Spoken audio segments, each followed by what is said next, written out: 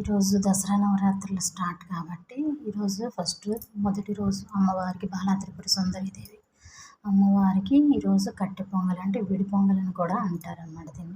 దీనికి కావాల్సిన పదార్థాలు ఎండుమిరపకాయలు, అల్లం, పచ్చిమిర్చి, కరివేపాకు, మిరియాలు, అలాగే పెసరపప్పు కొంచెం ఒక అర కప్పు తీసుకున్నాను.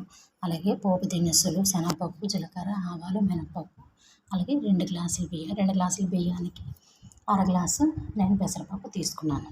స్టవ్ మీద కుక్కర్ పెట్టుకొని ఇందులో కొంచెం ఆయిల్ సరిపడా, అలాగే కొంచెం నెయ్యి కూడా వేసుకోవాలన్నమాట.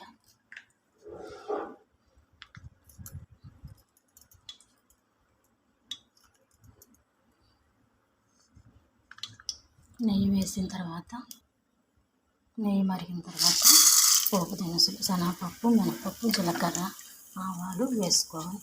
ఒకసారి కలుపుకోవాలన్నమాట.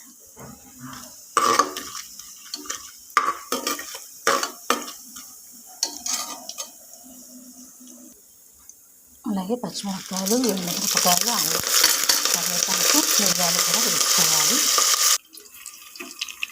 అలాగే దీంతో పాటు పెసరపప్పు కూడా వేయించుకోవాలన్నమాట. ఒకసారి 1 నిమిషం ఇలా వేసుకొని వేపుకోవాలి.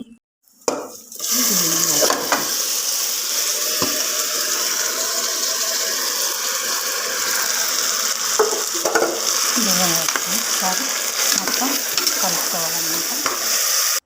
ఇలా నీళ్ళు పోసుకోవాలి. 2.5 గ్లాసులకి 2 గ్లాసులు బియ్యం, ఒక 6 గ్లాసు పెసరపప్పుకి నేను 6.5 గ్లాసులు నీళ్ళు పోసానమాట.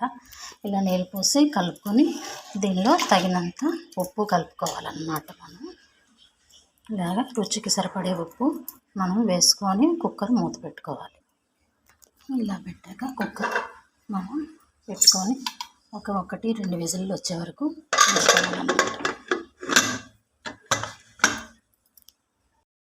అంతే, ప్రసాదానికి కట్టె పొంగల్ రెడీ. ఇంకా నైవేద్యం పెట్టుకోవడమే మనం.